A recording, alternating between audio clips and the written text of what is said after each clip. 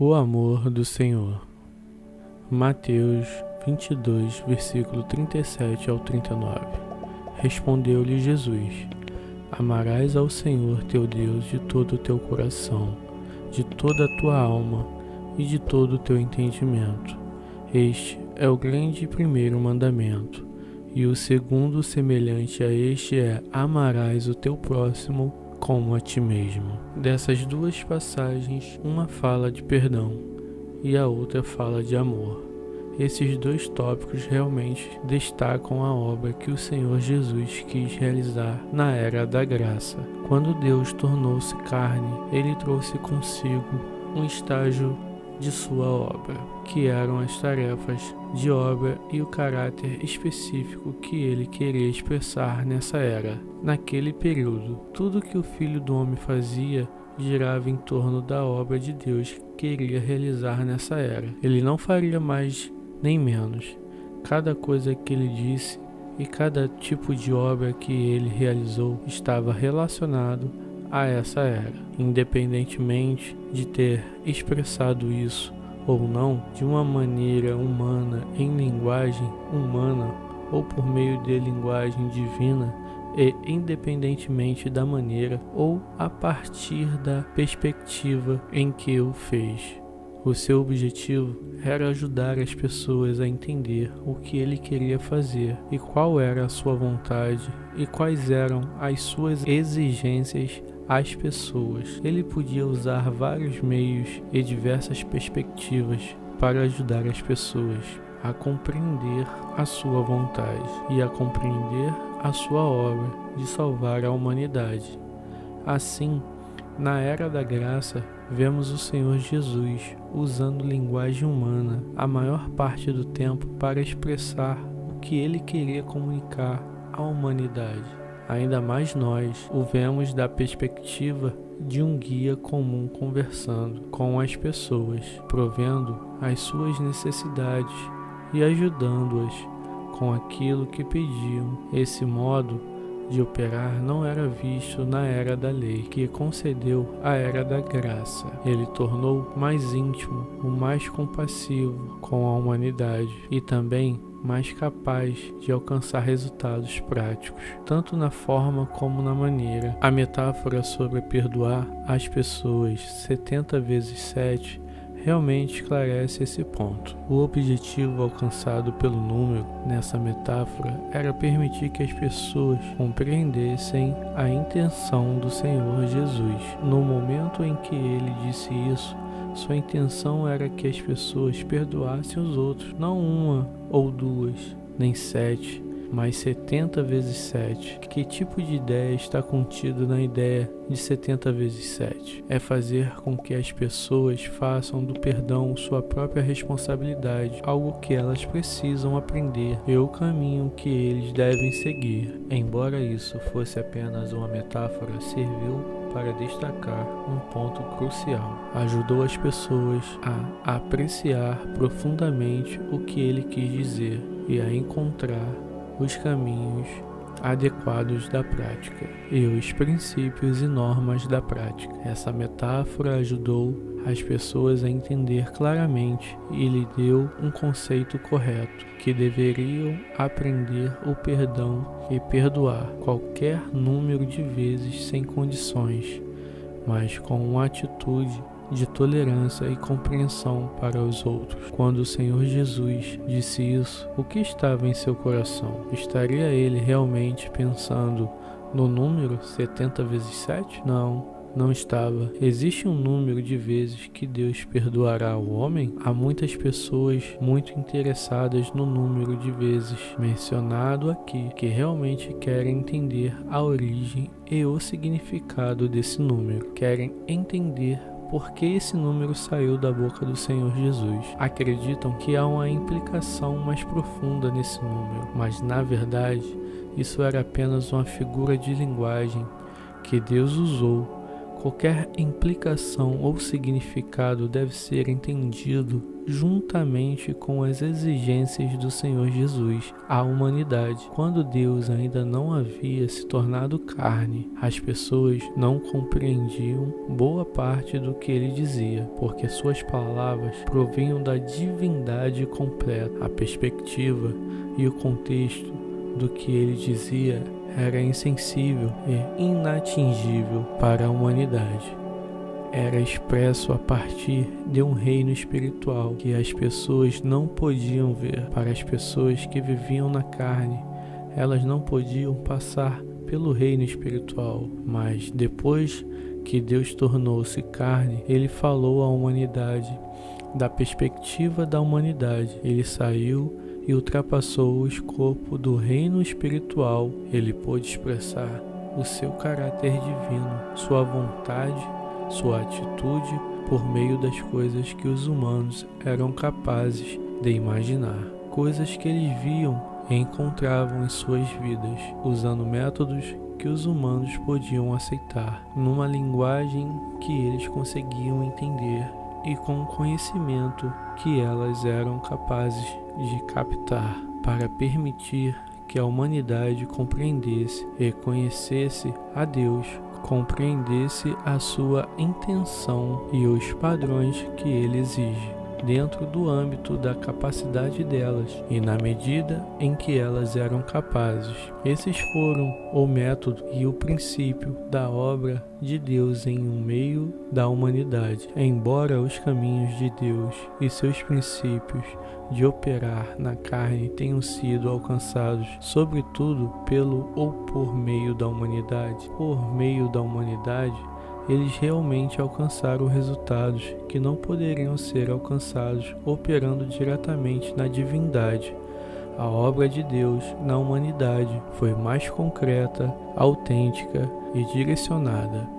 Os métodos foram muito mais flexíveis e na forma superavam a obra realizada durante a Era da Lei. Em seguida, falaremos sobre amar o Senhor e amar o próximo como a si mesmo. Isso é algo que é expressado diretamente na divindade? Não, é claro que não. Tudo isso foram coisas sobre as quais o Filho do Homem falou em humanidade. Só seres humanos diriam algo como: ame seu próximo como a si mesmo, ame os outros como preza sua própria vida.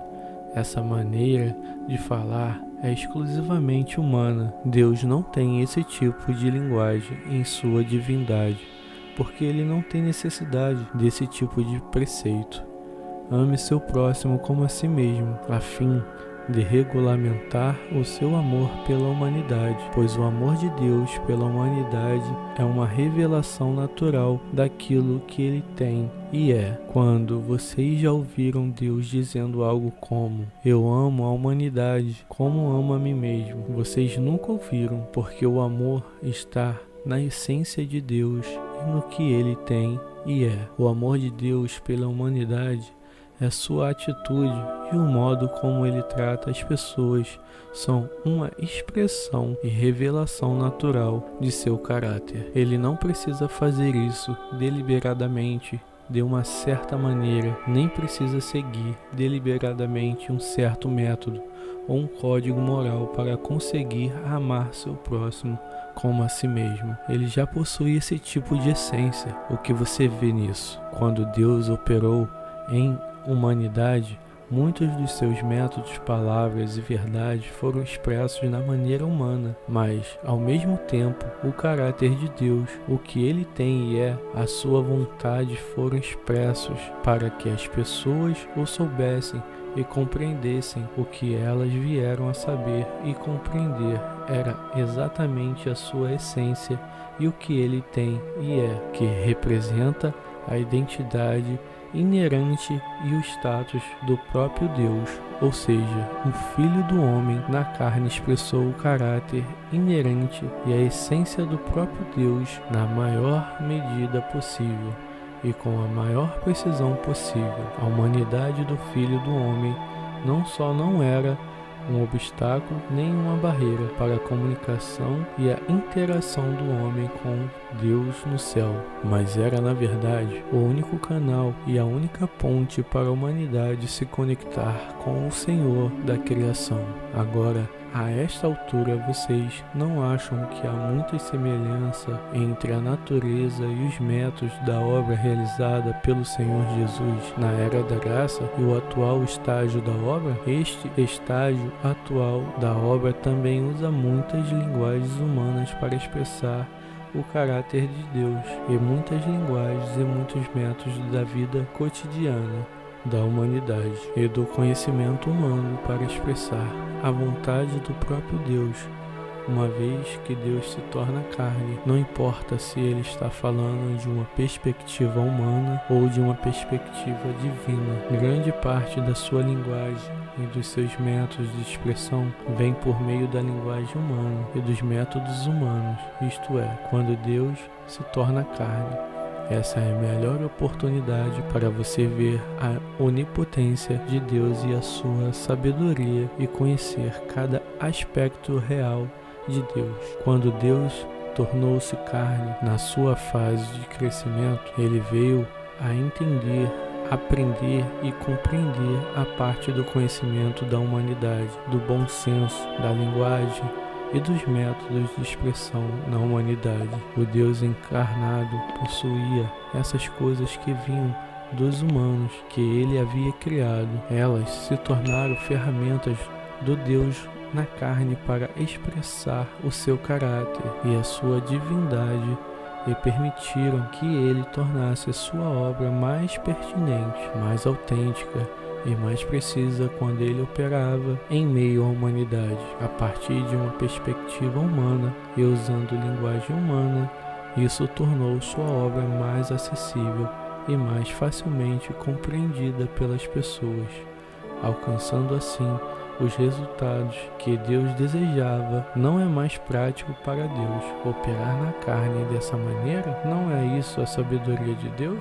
Quando Deus tornou-se carne, quando a carne de Deus foi capaz de assumir a obra que ele queria realizar, foi quando ele expressou na prática o seu caráter e a sua obra.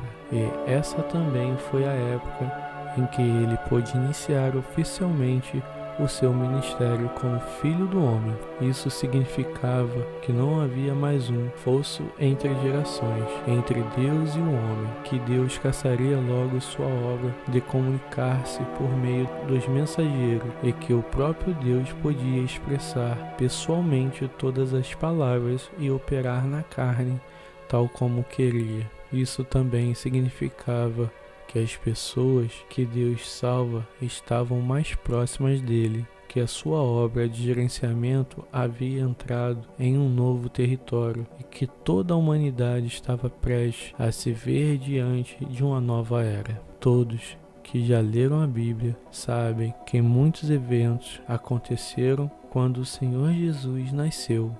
O maior entre esses eventos foi ele ser caçado pelo rei do diabo, que foi um evento tão extremo que todas as crianças de até 2 anos de idade naquela era foram massacradas. É evidente que Deus assumiu um grande risco ao se tornar carne entre os humanos. O grande preço que ele pagou por completar o seu gerenciamento de salvar a humanidade também é evidente. As grandes esperanças que Deus mantinha para sua obra na carne em meio à humanidade também são evidentes.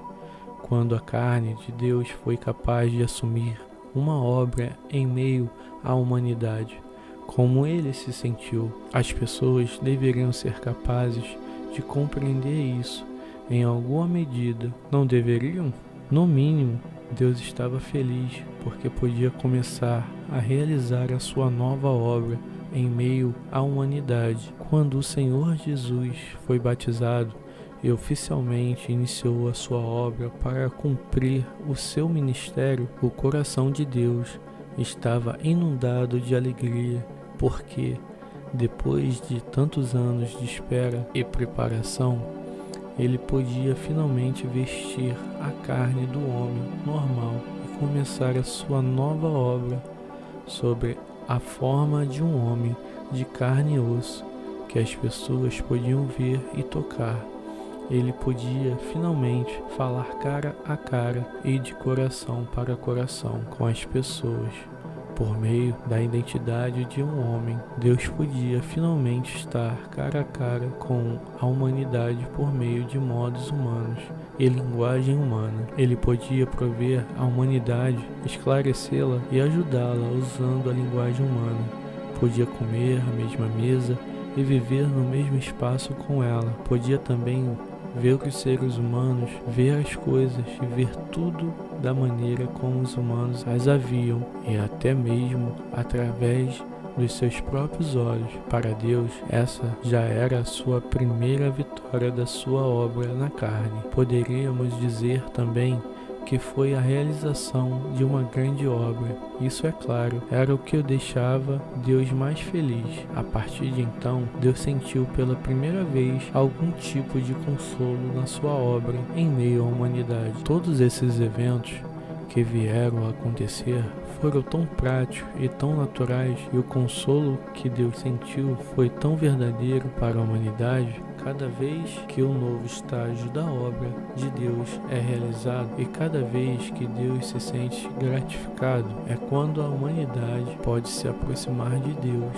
e dar a salvação. Para Deus, esse também é o lançamento da sua nova obra, fazendo avanços em seu plano de gerenciamento, e além disso, são os momentos em que sua intenção se aproximam de uma realização completa para a humanidade.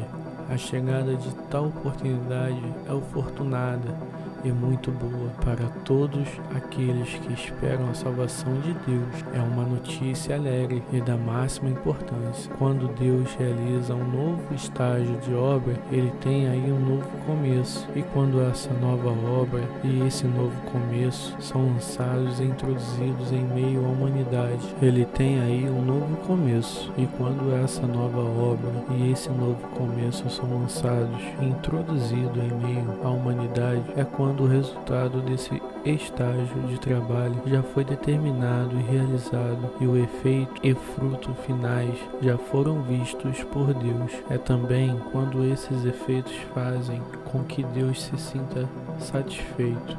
E é claro, é quando seu coração está feliz.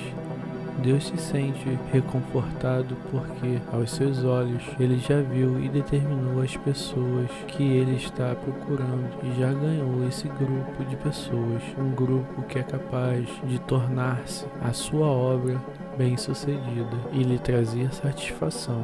Assim, ele deixa de lado as suas preocupações e se sente feliz.